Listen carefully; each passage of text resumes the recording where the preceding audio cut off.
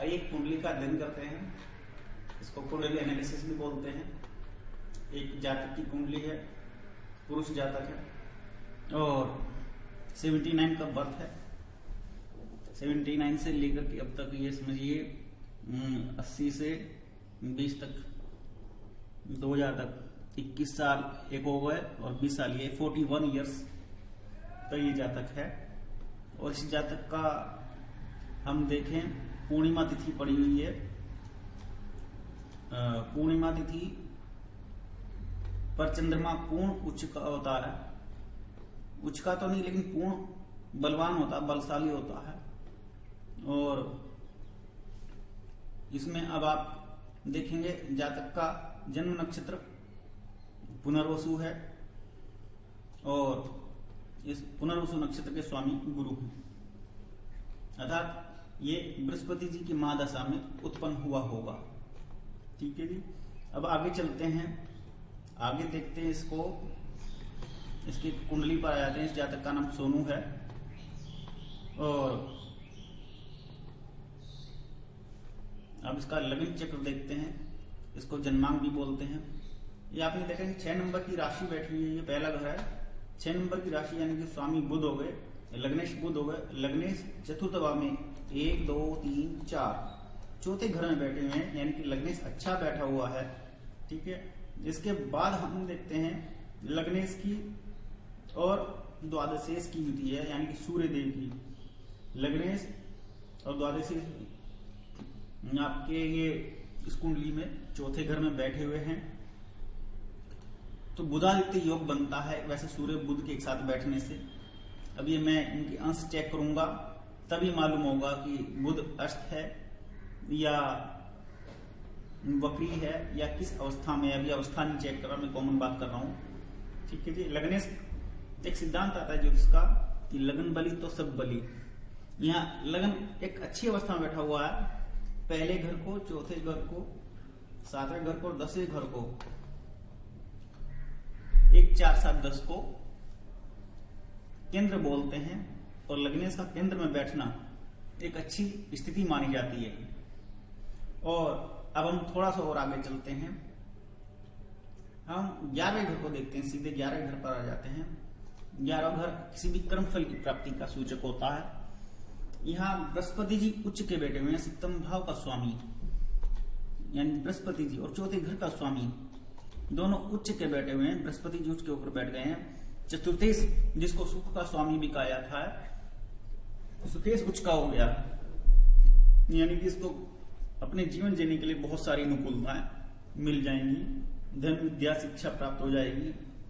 लग्नेश भी स्वयं चौथे घर में है तो जातक का शरीर भी स्वस्थ होगा। सप्तम भाव का स्वामी स्वयं उच्च का है तो ये भी यानी कि सप्तम घर से पत्नी को देखते हैं तो पत्नी भी अच्छी स्थिति में हो गया था।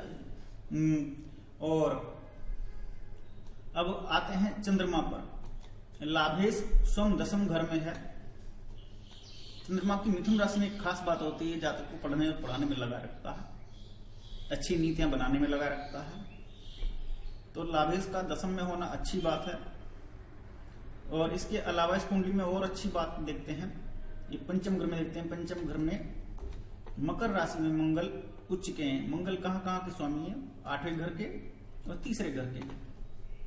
तृतीय और अष्टम का स्वामी मंगल पंचम में उच्च का है। मंगल पंचम में उच्च का होने से कर्म भाव को तो अच्छा बनाता है, लेकिन ये जो अष्टम घर का स्वामी मंगल यहाँ पंचम में है तो ऐसे जातक को संतान कष्ट की संभावनाएं बन जाती हैं। अच्छा, इसके बाद अगर आप देखेंगे तो गुरु और मंगल दोनों उच्च की होकर के एक दूसरे को देख रहे हैं और जो एक अजीब सी परिस्थिति है वो ये है, राहु और शनि दोनों ही 12वें घर में है। शनिदेव सिंह राशि में शत्रु राशि में विराजमान है। 12वां घर जो होता है बिस्तर के सुख का होता है, पत्नी के साथ सुख पूर्वक सोने का होता है। तो वो 12वां घर देखा जाए तो इसमें 2 क्रूर ग्रह बैठे हुए हैं। हालांकि मैं क्रूर नहीं बोलना चाहता, मुझे क्षमा करें शनिदेव और राहुदेव। लेकिन ये आपको कैसे समझाऊं कि इनकी प्रकृति क्या है, अर्थात कठोर प्रकृति कह लीजिए इन दोनों ग्रहों की। और ये अच्छा परिश्रम कराते हैं, जीवन का ज्ञान भी प्रदान करते हैं। तो आप देखेंगे कुंडली काफी मजबूत कुंडली है, धनी मानी कुंडली है। और थोड़ी सी परेशानी ये है कि जो 9वें घर के स्वामी और दूसरे घर के स्वामी शुक्राचार्य, शुक्र तृतीय भाव में वृश्चिक राशि में है। मंगल और शुक्र को अपोजिट माना जाता है, और मंगल शुक्र के अपोजिट होने से जातक के साथ आपस में मंगल और शुक्र के जब रिजल्ट मिलते हैं तो अच्छे नहीं होते हैं। यहाँ आप देख सकते हैं तीसरे घर में शुक्राचार्य, शुक्र ग्रह जो है वृश्चिक राशि में मंगल की राशि में बैठे हुए हैं, यानी शुक्र का फल अच्छा नहीं होगा। और स्वयं शनिदेव की तीसरी दृष्टि 3, 7, 10, 2, 3 शनिदेव की दृष्टि दूसरे घर पर पड़ रही है। फिर शनिदेव की दृष्टि छठे घर पर पड़ रही है, 3, 7, 10, 8, 9, 10। तो और शनिदेव की दृष्टि 9वें घर पर पड़ रही है। शनिदेव अपने स्थान से तीसरे, 7वें और 10वें घर को देखते हैं। इस कुंडली में का जो फल है मैं आपको बतलाता हूं। एक जातक किसी बड़ी कंपनी में, एमएनसी कंपनी में डीजीएम के पद पर है, जो उच्च अवस्था में होती है। डीजीएम का पद बहुत ऊंचे पद का स्तर होता है। स्वयं पत्नी भी गवर्नमेंट जॉब में है, और राहु शनि 12वें घर में है। शुक्र ये मैंने बता चुका हूं कि वृश्चिक राशि में है। तो ऐसे में जातक को बिस्तर के सुख में बड़ी कमी है। जातक पत्नी के साथ बड़ा परेशान रहता है। और कई बार जैसे कि मैं बता चुका हूं, अष्टम घर का स्वामी मंगल यहाँ पंचम में बैठा है। जातक के 2 लड़के हैं, और ये जातक अपने बच्चों की तरफ से चिंतित और परेशान रहता है। और इस जातक ने जब भी मुझे कुंडली दिखाई, अपने बच्चों की वजह से दिखाई। आप इस कुंडली में यही जान सकते हैं कि पारिवारिक सुख में बड़ी कमी महसूस होती है, खासतौर से जो पत्नी और बच्चों का सुख है। जबकि पारिवारिक माता पिता की तरफ से, भाई बहनों की तरफ से कुंडली अच्छी मजबूत है, उनका सुख है जातक को, क्योंकि चतुर्थे स्वयं उच्च का है और सप्तमे स्वयं उच्च का है। पत्नी भी धन कमा करके दे रही है, लेकिन केवल जीवन में शांति धन से ही नहीं बनती।